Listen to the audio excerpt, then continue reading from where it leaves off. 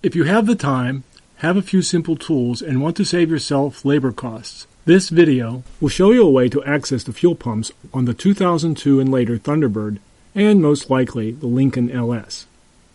The latest rendition of the Ford Thunderbird and the Lincoln LS have a common fuel storage and delivery system. The saddlebag-shaped tank tucked above the dry shaft and exhaust system would require extensive work to remove. The designers chose to put top access holes in the car floor to access the pumps and fuel lines. The LS is a snap to work on because these access holes are under a removable seat. The Thunderbird tank is logistically in the same place, but a structural bulkhead that forms the shelf and wall behind the seat makes access a little more challenging. Still, removing the tank is far more demanding. My reason for removing the pumps was to remove water from the tank. As you can imagine, an 11-year-old car with 19,000 miles spends a fair amount of time in storage. The plastic tanks make for very little corrosion, but it is still prone to water collection. The right side of the tank, where the feed pickup is located, collected 3.5 liters of water before only water would get to the engine. The jet pump on the left side equalizes fuel across the saddle as it delivers fuel and any condensates to the right side only, thereby scavenging all contaminants from that side. Consequently, the left side had no contaminants or water. Here is what you will need to do to gain access to the T-Bird access ports for the fuel pumps. First, it is optional, but I suggest you remove the speaker covers. This photo shows the panel has 3 retaining clips, and this one shows the clip itself. If you find it difficult to pull them from the front, you will have to access them from the back of the bulkhead. To access the back of the bulkhead, with the top up, release the cloth liner of the bay for the retracted top along its rear and side perimeters. Pull the cloth forward, and the aft of the bulkhead and the finished panel clips will be accessible to aid in their removal. Having removed the speaker panels, put down the top. Move the seats completely forward. Then, disconnect the battery at the negative terminal in the trunk. Pull the rug from under the speaker bulkhead and the B pillar far enough so that it can stand perpendicular to the floor. At this point, you'll begin to realize the difficulty of the access. There are 2 oval holes in the shelf on either side that at their narrowest are less than 7 inches wide. 8 inches below the holes you will find 6.5-inch round body grommets. Pry these out. You now have access to the top of the fuel tank. It is most likely that the fuel tank was installed as a complete assembly, as removing the hoses from their sockets is not prudent for the lack of space. Removing the pipes can be accomplished once the top of the pumps can be manipulated.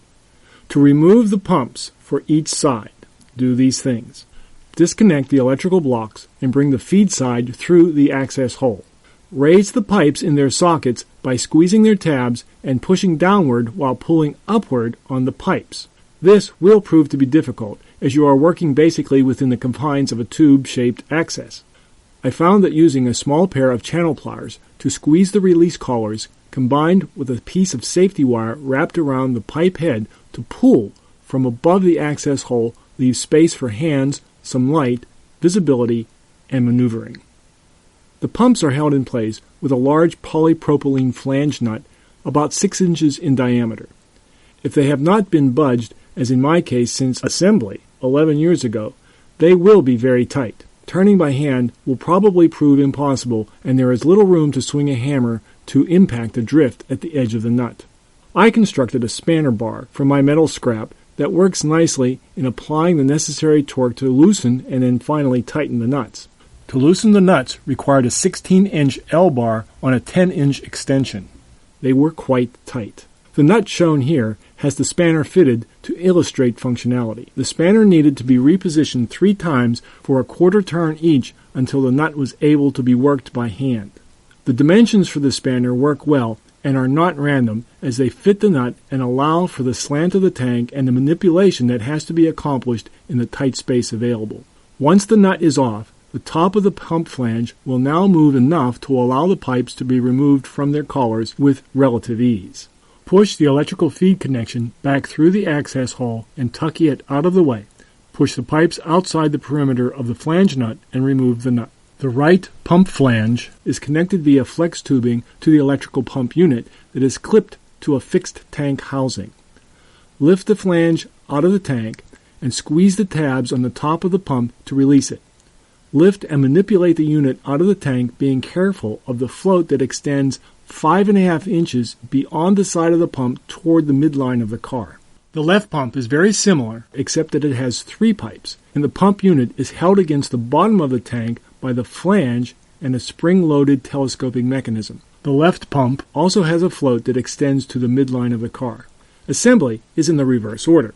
Note that the flange plates have arrows that are oriented pointing to the front of the car. The left flange will tend to rotate under tightening. Note there are 2 depressions in the flange. I bent a piece of 1/4-inch rod to span the depressions and used that to hold the flange in place while tightening the flange nut. Also, the tank flange nuts are made of polypropylene and are very springy. Getting the threads to mate seemed impossible for me. I found that starting the nuts by hand until it was firm, then using the socket for my spanner tool to push firmly around the edge of the nut, I was able to seat the threads properly and tighten the nuts successfully. Failure to seat the flange nuts will leave its pump flange loose and likely lead to leaking. Remember, the exhaust system is directly in line for any resulting drips.